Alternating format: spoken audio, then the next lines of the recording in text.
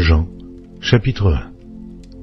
Au commencement était la parole, et la parole était avec Dieu, et la parole était Dieu. Elle était au commencement avec Dieu, toutes choses ont été faites par elle, et rien de ce qui a été fait n'a été fait sans elle.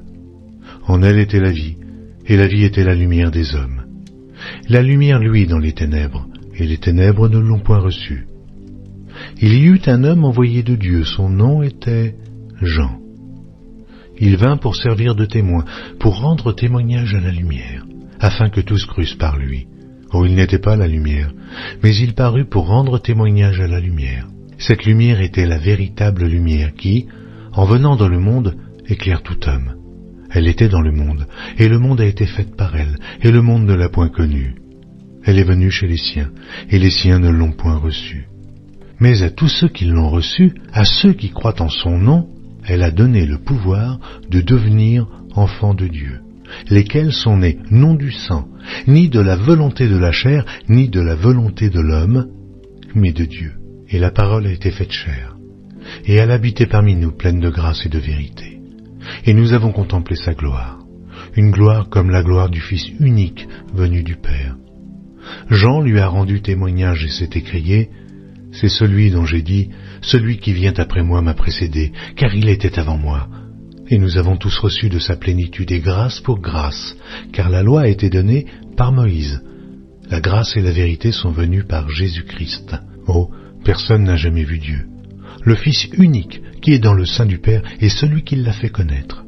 Voici le témoignage de Jean, lorsque les Juifs envoyèrent de Jérusalem des sacrificateurs et des Lévites pour lui demander, « Et toi, qui es-tu » Il déclara, il ne le nia point, il déclara qu'il n'était pas le Christ. Ils lui demandèrent, « Quoi donc? Es-tu Élie » Et il dit, « Je ne le suis point. » « Es-tu le prophète » Et il répondit, « Non. » Ils lui dirent alors, « Mais qui es-tu » Afin que nous donnions une réponse à ceux qui nous ont envoyés. « Que dis-tu de toi-même » Moi, dit-il, je suis la voix de celui qui crie dans le désert. Aplanissez le chemin du Seigneur, comme a dit Ésaïe, le prophète. Ceux qui avaient été envoyés étaient des pharisiens. Ils lui firent encore cette question. « Pourquoi donc baptises-tu si tu n'es pas le Christ, ni Élie, ni le prophète » Jean leur répondit, « Moi je baptise d'eau, mais au milieu de vous, il y a quelqu'un que vous ne connaissez pas, qui vient après moi. Je ne suis pas digne de délier la courroie de ses souliers. » Ces choses se passèrent à Béthanie, au-delà du Jourdain, où Jean baptisait. Le lendemain, il vit Jésus venant à lui, et il dit, « Voici l'agneau de Dieu, qui ôte le péché du monde. C'est celui dont j'ai dit, après moi vient un homme, qui m'a précédé, car il était avant moi. Oh, je ne le connaissais pas, mais c'est afin qu'il fût manifesté à Israël que je suis venu baptiser d'eau. » Jean rendit ce témoignage. J'ai vu l'Esprit descendre du ciel, comme une colombe, et s'arrêter sur lui. Je ne le connaissais pas, mais celui qui m'a envoyé baptiser d'eau, celui-là m'a dit, « Celui sur qui tu verras l'Esprit descendre et s'arrêter, c'est celui qui baptise du Saint-Esprit. » Et j'ai vu, et j'ai rendu témoignage qu'il est le Fils de Dieu. Le lendemain, Jean était encore là, avec 2 de ses disciples, et, ayant regardé Jésus qui passait, il dit, « Voilà l'agneau de Dieu. » Les 2 disciples l'entendirent prononcer ces paroles, et ils suivirent Jésus. Jésus se retourna, et voyant qu'ils le suivaient, il leur dit, « Que cherchez-vous » Ils lui répondirent, « Rabbi » ce qui signifie « Maître » où demeures-tu ? Venez, leur dit-il, et voyez. Ils allèrent et ils virent où il demeurait, et ils restèrent auprès de lui ce jour-là, c'était environ la 10e heure. André, frère de Simon-Pierre, était l'un des 2 qui avait entendu les paroles de Jean et qui avait suivi Jésus. Ce fut lui qui rencontra le premier son frère, Simon, et il lui dit, « Nous avons trouvé le Messie », ce qui signifie Christ. Et il le conduisit vers Jésus. Jésus, l'ayant regardé, dit, « Tu es Simon, fils de Jonas. Tu seras appelé Céphas, ce qui signifie Pierre. » Le lendemain, Jésus voulut se rendre en Galilée, où il rencontra Philippe, et il lui dit, « Suis-moi. » Philippe était de Bethsaïda, de la ville d'André et de Pierre. Philippe rencontra Nathanaël et lui dit, « Nous avons trouvé celui de qui Moïse a écrit dans la loi et dont les prophètes ont parlé, Jésus de Nazareth, fils de Joseph. Nathanaël lui dit, peut-il venir de Nazareth quelque chose de bon? Philippe lui répondit, viens et vois. Jésus, voyant venir à lui Nathanaël, dit de lui, voici vraiment un Israélite, dans lequel il n'y a point de fraude. D'où me connais-tu? Lui dit Nathanaël. Jésus lui répondit, avant que Philippe t'appelât quand tu étais sous le figuier, je t'ai vu. Nathanaël répondit et lui dit, Rabbi, tu es le Fils de Dieu, tu es le roi d'Israël. Jésus lui répondit, parce que je t'ai dit que je t'ai vu sous le figuier, tu crois? Tu verras de plus grandes choses que celles-ci. Et il lui dit, en vérité, vous verrez désormais le ciel ouvert et les anges de Dieu monter et descendre sur le Fils de l'homme. Jean, chapitre 2. 3 jours après, il y eut des noces à Cana en Galilée. La mère de Jésus était là, et Jésus fut aussi invité aux noces avec ses disciples. Le vin ayant manqué, la mère de Jésus lui dit, ils n'ont plus de vin. Jésus lui répondit, femme, qu'y a-t-il entre moi et toi? Mon heure n'est pas encore venue. Sa mère dit au serviteur, faites ce qu'il vous dira. Or, il y avait là 6 vases de pierre destinés aux purifications des Juifs et contenant chacun 2 ou 3 mesures. Jésus leur dit, remplissez d'eau ces vases, et ils les remplirent jusqu'au bord. Puisez maintenant, leur dit-il, et portez-en à l'ordonnateur du repas, et ils emportèrent. Quand l'ordonnateur du repas eut goûté l'eau changée en vin, ne sachant d'où venait ce vin, tandis que les serviteurs, qui avaient puisé l'eau, le savaient bien, il appela l'époux, et lui dit, tout homme sert d'abord le bon vin, puis le moins bon, après qu'on s'est enivré. Toi, tu as gardé le bon vin jusqu'à présent. Tel fut à Cana, en Galilée, le premier des miracles que fit Jésus. Il manifesta sa gloire et ses disciples crurent en lui. Après cela, il descendit à Capernaum avec sa mère, ses frères et ses disciples, et ils n'y demeurèrent que peu de jours. La Pâque des Juifs était proche, et Jésus monta à Jérusalem. Il trouva dans le temple les vendeurs de bœufs et de brebis, de pigeons et les changeurs assis. Ayant fait un fouet avec des cordes, il les chassa tous du temple, ainsi que les brebis et les bœufs, il dispersa la monnaie des changeurs et renversa les tables. Et il dit aux vendeurs de pigeons, ôtez cela d'ici, ne faites pas de la maison de mon père une maison de trafic. Ses disciples se souvinrent qu'il est écrit, le zèle de ta maison me dévore. Les Juifs, prenant la parole, lui dirent, quel miracle nous montres-tu pour agir de la sorte? Jésus leur répondit, détruisez ce temple, et en 3 jours, je le relèverai. Les Juifs dirent, il a fallu 46 ans pour bâtir ce temple, et toi, en 3 jours, tu le relèveras. Mais il parlait du temple de son corps. C'est pourquoi, lorsqu'il fut ressuscité des morts, ses disciples se souvinrent qu'il avait dit cela, et ils crurent à l'Écriture et à la parole que Jésus avait dite. Pendant que Jésus était à Jérusalem à la fête de Pâques, plusieurs crurent en son nom, voyant les miracles qu'il faisait. Mais Jésus ne se fiait point à eux parce qu'il les connaissait tous, et parce qu'il n'avait pas besoin qu'on lui rendît témoignage d'aucun homme, car il savait lui-même ce qui était dans l'homme. Jean, chapitre 3.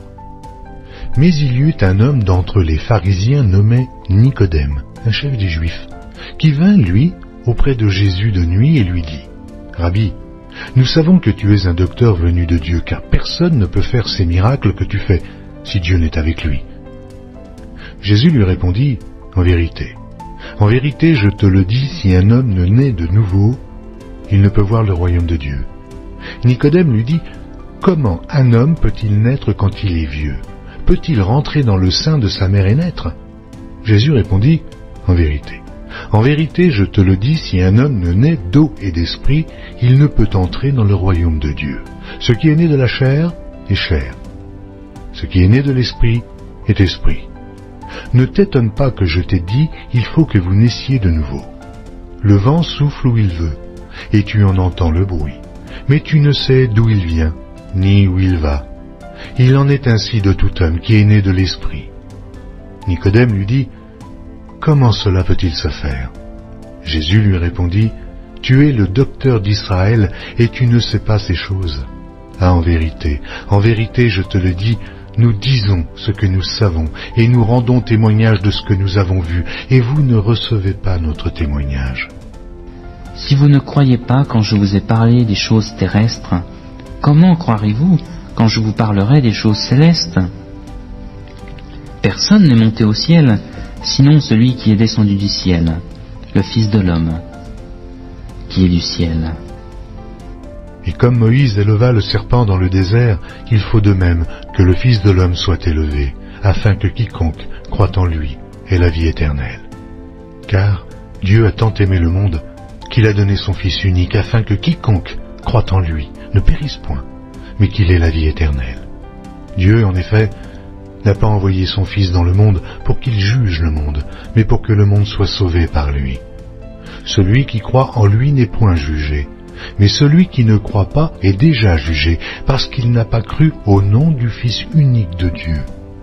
Et ce jugement, c'est que, la lumière étant venue dans le monde, les hommes ont préféré les ténèbres à la lumière, parce que leurs œuvres étaient mauvaises. Car quiconque fait le mal est la lumière, et ne vient point à la lumière, de peur que ses œuvres ne soient dévoilées. Mais celui qui agit selon la vérité vient à la lumière, afin que ses œuvres soient manifestées, parce qu'elles sont faites en Dieu. Après cela, Jésus, accompagné de ses disciples, se rendit dans la terre de Judée, et là, il demeurait avec eux, et il baptisait. Jean aussi baptisait à Hénon, près de Salim, parce qu'il y avait là beaucoup d'eau, et on y venait pour être baptisé, car Jean n'avait pas encore été mis en prison. Or, il s'éleva de la part des disciples de Jean une dispute avec un juif touchant la purification. Ils vinrent trouver Jean et lui dirent, « Rabbi, celui qui était avec toi au-delà du Jourdain, et à qui tu as rendu témoignage, voici, il baptise et tous vont à lui. » Jean répondit, « Un homme ne peut recevoir que ce qui lui a été donné du ciel. Vous-même m'êtes témoin que j'ai dit, je ne suis pas le Christ, mais j'ai été envoyé devant lui. Celui à qui appartient l'épouse, c'est l'époux. Mais l'ami de l'époux qui se tient là et qui l'entend éprouve une grande joie à cause de la voix de l'époux. Aussi, cette joie qui est la mienne est parfaite. Il faut qu'il croisse et que je diminue. Celui qui vient d'en haut est au-dessus de tous. Celui qui est de la terre est de la terre, et il parle comme étant de la terre.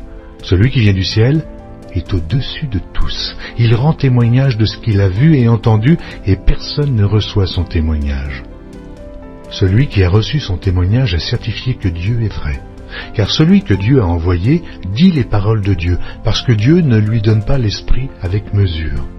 Le Père aime le Fils, et il a remis toutes choses entre ses mains. Celui qui croit au Fils a la vie éternelle.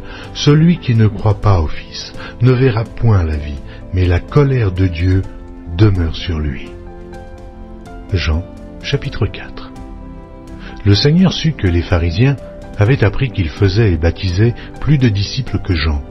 Toutefois, Jésus ne baptisait pas lui-même, mais c'étaient ses disciples.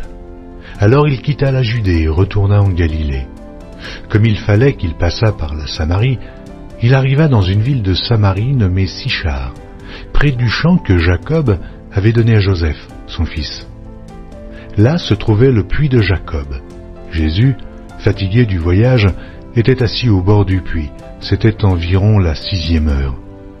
Une femme de Samarie vint puiser de l'eau. Jésus lui dit, « Donne-moi à boire », car ses disciples étaient allés à la ville pour acheter des vivres. La femme samaritaine lui dit, « Comment toi qui es juif, me demandes-tu à boire, à moi, qui suis une femme samaritaine ?» Les Juifs, en effet, n'ont pas de relation avec les Samaritains. Jésus lui répondit, « Si tu connaissais le don de Dieu, et qui est celui qui te dit « Donne-moi à boire », tu lui aurais toi-même demandé à boire, et il t'aurait donné de l'eau vive. » Seigneur, lui dit la femme, « Tu n'as rien pour puiser, et le puits est profond. D'où aurais-tu donc cette eau vive? Es-tu plus grand que notre père Jacob, qui nous a donné ce puits, et qui en a bu lui-même, ainsi que ses fils et ses troupeaux ?» Jésus lui répondit, « Quiconque boit de cette eau aura encore soif. Mais celui qui boira de l'eau que je lui donnerai n'aura jamais soif. Et l'eau que je lui donnerai deviendra en lui une source d'eau qui jaillira jusque dans la vie éternelle. » La femme lui dit, « Seigneur, donne-moi cette eau, afin que je n'aie plus soif, et que je ne vienne plus puiser ici. Va, lui dit Jésus, appelle ton mari, et viens ici. La femme lui répondit, je n'ai point de mari. Jésus lui dit, tu as eu raison de dire je n'ai point de mari, car tu as eu 5 maris, et celui que tu as maintenant n'est pas ton mari. En cela, tu as dit vrai. Seigneur, lui dit la femme, je vois que tu es prophète. Nos pères ont adoré sur cette montagne, et vous dites que le lieu où il faut adorer est à Jérusalem. Femme, lui dit Jésus, crois-moi, l'heure vient où ce ne sera ni sur cette montagne, ni à Jérusalem, que vous adorerez le Père. Vous adorez ce que vous ne connaissez pas. Nous adorons ce que nous connaissons, car le salut vient des Juifs. Mais l'heure vient, et elle est déjà venue, où les vrais adorateurs adoreront le Père en esprit et en vérité, car ce sont là les adorateurs que le Père demande. Dieu est esprit, et il faut que ceux qui l'adorent en esprit et en vérité. La femme lui dit, je sais que le Messie doit venir, celui qu'on appelle Christ. Quand il sera venu, il nous annoncera toutes choses. Jésus lui dit, je le suis, moi qui te parle. Là-dessus arrivèrent ses disciples qui furent étonnés de ce qu'il parlait avec une femme. Toutefois, aucun ne dit, que demandes-tu ou de quoi parles-tu avec elle? Alors la femme, ayant laissé sa cruche, s'en alla dans la ville et dit aux gens, venez voir un homme qui m'a tout dit ce que j'ai fait. Ne serait-ce point le Christ? Ils sortirent de la ville et ils vinrent vers lui. Pendant ce temps, les disciples le pressaient de manger, disant, Rabbi, mange. Mais il leur dit, j'ai à manger une nourriture que vous ne connaissez pas. Les disciples se disaient donc les uns aux autres, quelqu'un lui aurait-il apporté à manger? Jésus leur dit, ma nourriture est de faire la volonté de celui qui m'a envoyé et d'accomplir son œuvre. Ne dites-vous pas qu'il y a encore 4 mois jusqu'à la moisson? Voici, je vous le dis, levez les yeux et regardez les champs qui déjà blanchissent pour la moisson. Celui qui moissonne reçoit un salaire et amasse des fruits pour la vie éternelle, afin que celui qui sème et celui qui moissonne se réjouissent ensemble. Car en ceci, ce qu'on dit est vrai. Autre est celui qui sème, et autre celui qui moissonne. Je vous ai envoyé moissonner ce que vous n'avez pas travaillé. D'autres ont travaillé, et vous êtes rentrés dans leur travail. Plusieurs Samaritains de cette ville crurent en Jésus à cause de cette déclaration formelle de la femme. Il m'a dit tout ce que j'ai fait. Aussi, quand les Samaritains vinrent le trouver, ils le prièrent de rester auprès d'eux, et il resta là 2 jours. Un beaucoup plus grand nombre crurent à cause de sa parole. Et il disait à la femme, ce n'est plus à cause de ce que tu nous as dit que nous croyons, car nous l'avons entendu nous-mêmes, et nous savons qu'il est vraiment le Sauveur du monde. Après ces 2 jours, Jésus partit de là pour se rendre en Galilée, car il avait déclaré lui-même qu'un prophète n'est pas honoré dans sa propre patrie. Lorsqu'il arriva en Galilée, il fut bien reçu des Galiléens qui avaient vu tout ce qu'il avait fait à Jérusalem pendant la fête, car eux aussi étaient allés à la fête. Il retourna donc à Cana en Galilée, où il avait changé l'eau en vin. Il y avait là à Capernaum un officier du roi dont le fils était malade. Ayant appris que Jésus était venu de Judée en Galilée, il alla vers lui et le pria de descendre et de guérir son fils, qui était près de mourir.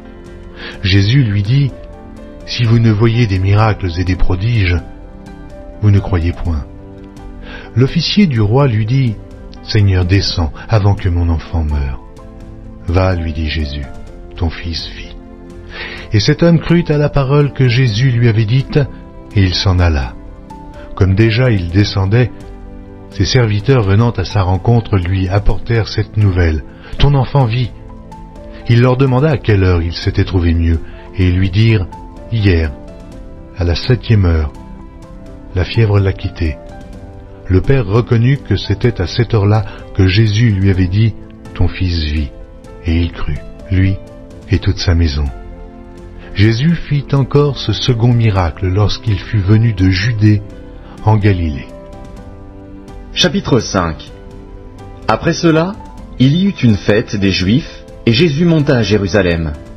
Or, à Jérusalem, près de la porte des brebis, il y a une piscine qui s'appelle en hébreu Bethesda, et qui a 5 portiques.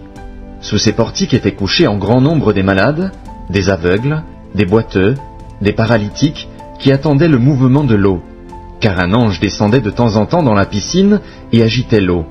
Et celui qui y descendait le premier après que l'eau avait été agitée était guéri, quelle que fût sa maladie. Là se trouvait un homme malade depuis 38 ans. Jésus, l'ayant vu coucher, et sachant qu'il était malade depuis longtemps, lui dit, « Veux-tu être guéri ?» Le malade lui répondit, « Seigneur, je n'ai personne pour me jeter dans la piscine quand l'eau est agitée, et, pendant que j'y vais, un autre descend avant moi. »« Lève-toi, lui dit Jésus, prends ton lit, et marche. » Aussitôt cet homme fut guéri. Il prit son lit, et marcha. C'était un jour de sabbat. Les Juifs dirent donc à celui qui avait été guéri, « C'est le sabbat, il ne t'est pas permis d'emporter ton lit. » Il leur répondit, « Celui qui m'a guéri m'a dit, « Prends ton lit et marche. » Ils lui demandèrent, « Qui est l'homme qui t'a dit, « Prends ton lit et marche » ?»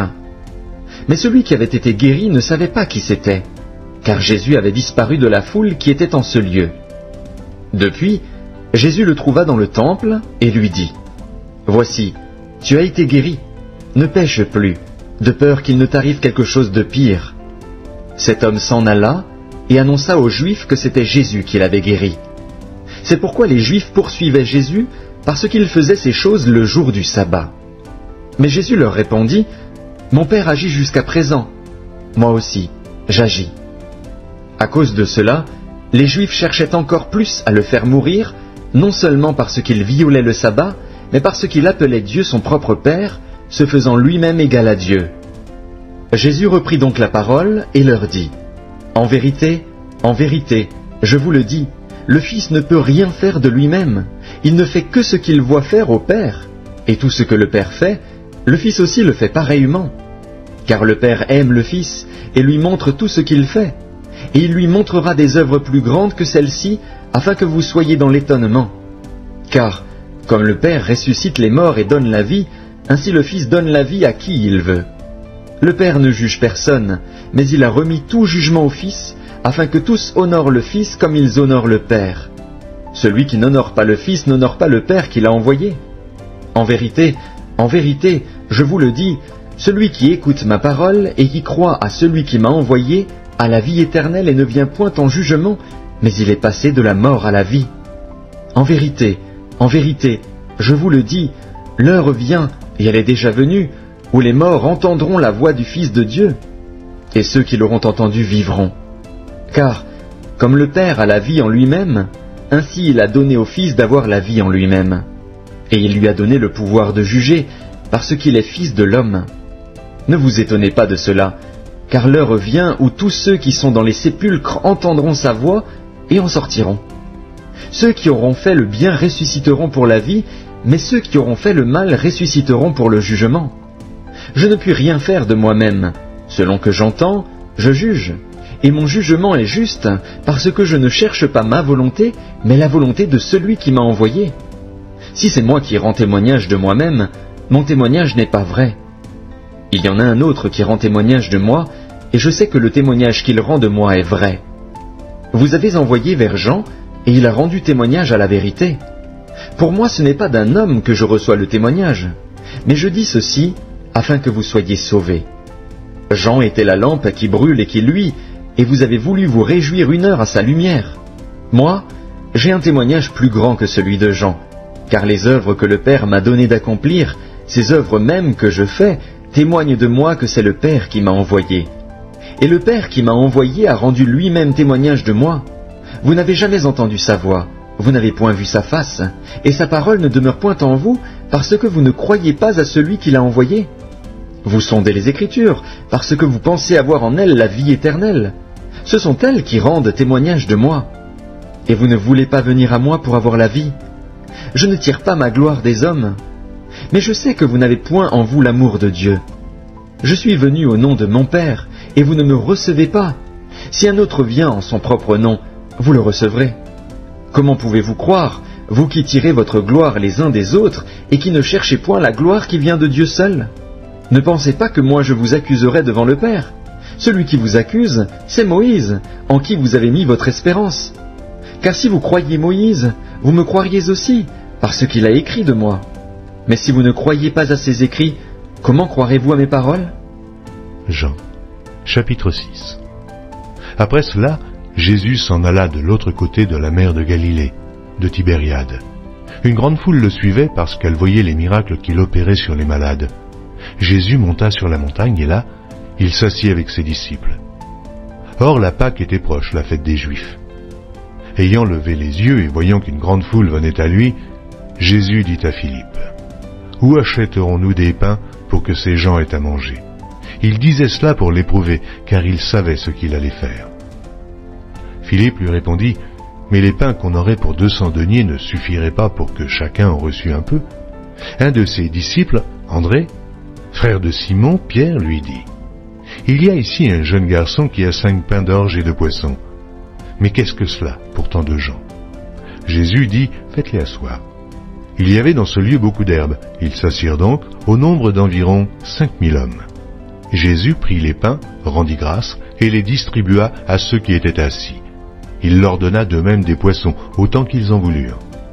Lorsqu'ils furent rassasiés, il dit à ses disciples, « Ramassez les morceaux qui restent, afin que rien ne se perde. » Ils les ramassèrent donc, et ils remplirent 12 paniers avec les morceaux qui restèrent des 5 pains d'orge, après que tous eurent mangé.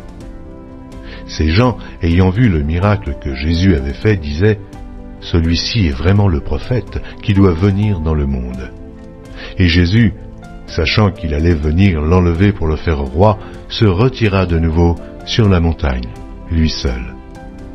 Quand le soir fut venu, ses disciples descendirent au bord de la mer.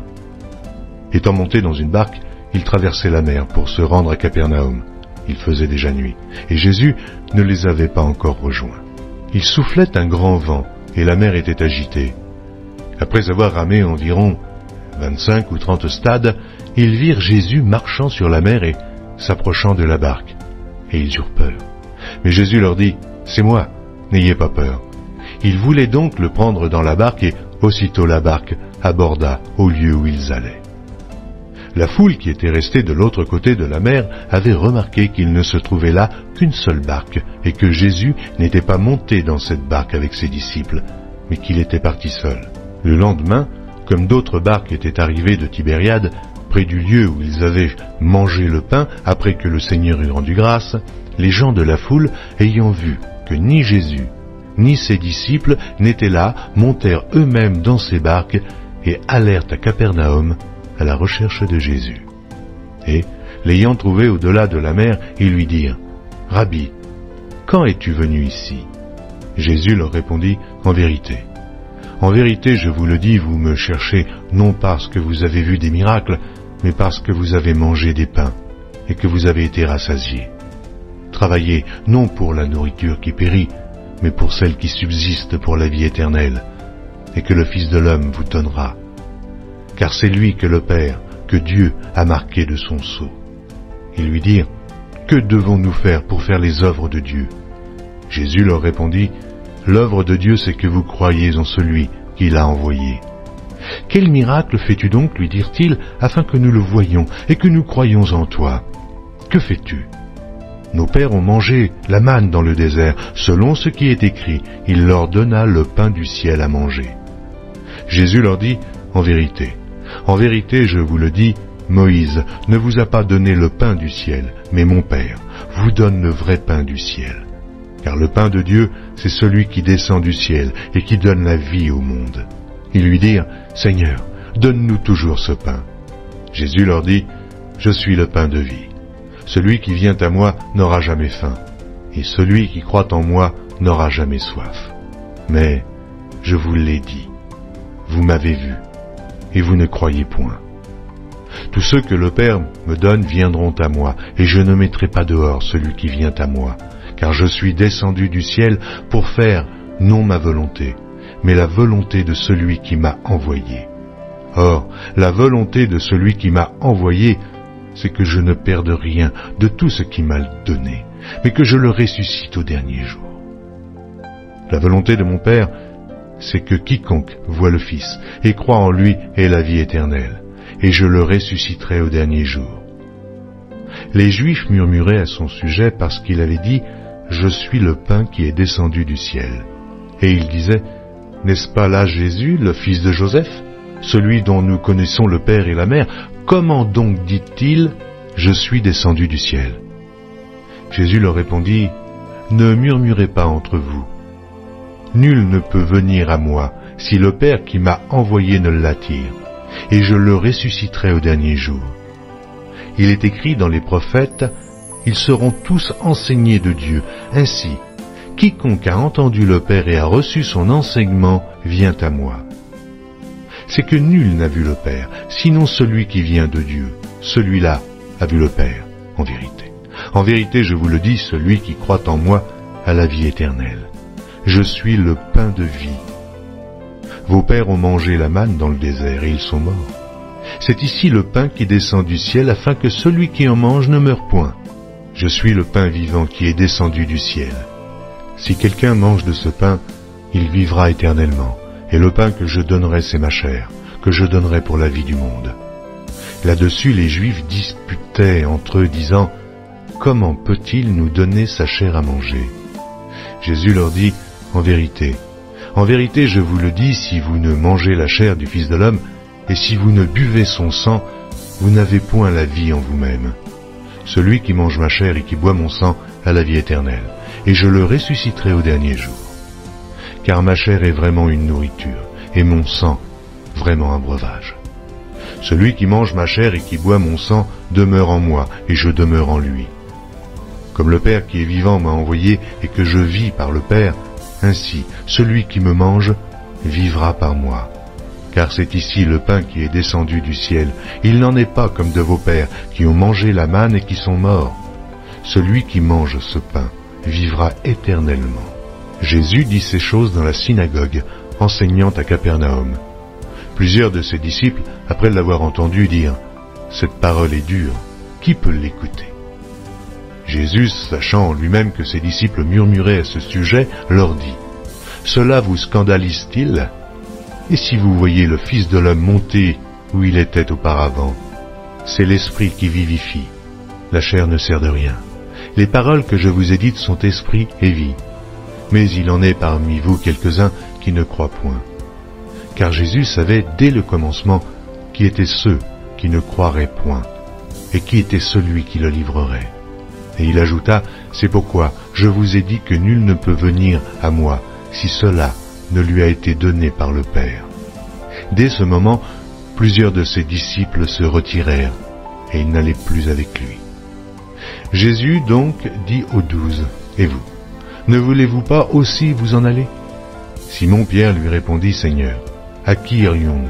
Tu as les paroles de la vie éternelle. Et nous avons cru, et nous avons connu que tu es le Christ, le Saint de Dieu. » Jésus leur répondit, « N'est-ce pas moi qui vous ai choisi, vous, les 12?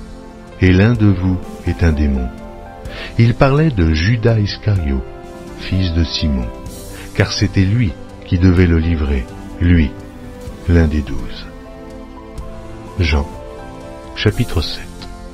Après cela, Jésus parcourait la Galilée, car il ne voulait pas séjourner en Judée, parce que les Juifs cherchaient à le faire mourir.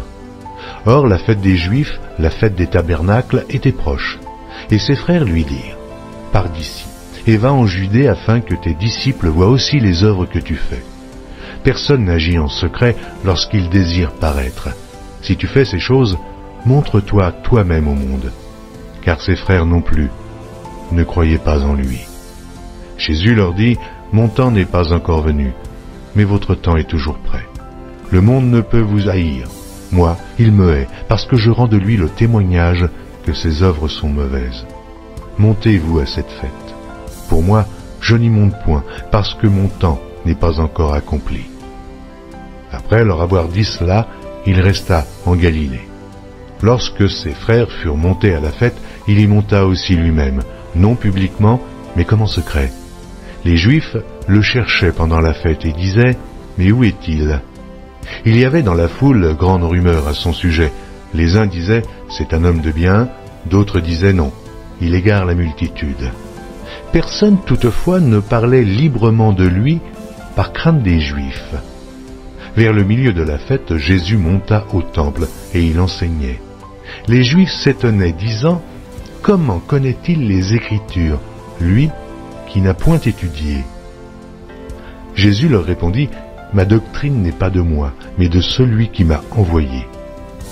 Si quelqu'un veut faire sa volonté, il connaîtra si ma doctrine est de Dieu, ou si je parle de mon chef. Celui qui parle de son chef cherche sa propre gloire, mais celui qui cherche la gloire de celui qui l'a envoyé, celui-là est vrai, et il n'y a point d'injustice en lui. Moïse ne vous a-t-il pas donné la loi, et nul de vous n'observe la loi? Pourquoi cherchez-vous à me faire mourir? La foule répondit, « Tu as un démon. Qu'est-ce qui cherche à te faire mourir ?» Jésus leur répondit, « J'ai fait une œuvre, et vous en êtes tous étonnés. Moïse vous a donné la circoncision, non qu'elle vienne de Moïse, car elle vient des patriarches. Si vous circoncisez un homme le jour du Shabbat, si un homme reçoit la circoncision le jour du Shabbat, afin que la loi de Moïse ne soit pas violée, pourquoi vous irritez-vous contre moi de ce que j'ai guéri un homme tout entier le jour du Shabbat? Ne jugez pas selon l'apparence, mais jugez selon la justice. » Quelques habitants de Jérusalem disaient, « N'est-ce pas là celui qu'il cherche à faire mourir? Et voici, il parle librement, et ils ne lui disent rien. Est-ce que vraiment les chefs auraient reconnu qu'il est le Christ? Cependant, celui-ci, nous savons d'où il est, mais le Christ, quand il viendra, personne ne saura d'où il est. » Et Jésus, enseignant dans le temple, s'écria, « Vous me connaissez, et vous savez d'où je suis. Je ne suis pas venu de moi-même, mais celui qui m'a envoyé est vrai, et vous ne le connaissez pas. Moi, je le connais, car je viens de lui, et c'est lui qui m'a envoyé. » Il cherchait donc à se saisir de lui, et personne ne mit la main sur lui, parce que son heure n'était pas encore venue. Plusieurs parmi la foule crurent en lui, et ils disaient, « Le Christ, quand il viendra, fera-t-il plus de miracles que n'en fait celui-ci » Les pharisiens entendirent la foule murmurant de lui ces choses, alors les principaux sacrificateurs et les pharisiens envoyèrent des huissiers pour le saisir. Jésus dit, « Je suis encore avec vous pour un peu de temps, puis je m'en vais, vers celui qui m'a envoyé. Vous me chercherez et vous ne me trouverez pas, et vous ne pourrez venir où je serai. » Sur quoi les Juifs dirent entre eux, « Où ira-t-il, que nous ne le trouvions pas? Ira-t-il parmi ceux qui sont dispersés chez les Grecs, et enseignera-t-il les Grecs? Que signifie cette parole qu'il a dite? Vous me chercherez et vous ne me trouverez pas, et vous ne pouvez venir où je serai. » Le dernier jour, le grand jour de la fête, Jésus, se tenant debout, s'écria, « Si quelqu'un a soif, qu'il vienne à moi, et qu'il boive. Celui qui croit en moi, des fleuves d'eau vive couleront de son sein, comme dit l'Écriture. » Il dit cela de l'Esprit qui devait recevoir ceux qui croiraient en lui, car l'Esprit n'était pas encore parce que Jésus n'avait pas encore été glorifié. Des gens de la foule, ayant entendu ces paroles, disaient « Celui-ci est vraiment le prophète. » D'autres disaient « C'est le Christ. » Et d'autres disaient « Est-ce bien de la Galilée que doit venir le Christ? » L'Écriture ne dit-elle pas que c'est de la postérité de David et du village de Bethléem, où était David, que le Christ doit venir? Il y eut donc à cause de lui division parmi la foule. Quelques-uns d'entre eux voulaient le saisir, mais personne ne mit la main sur lui.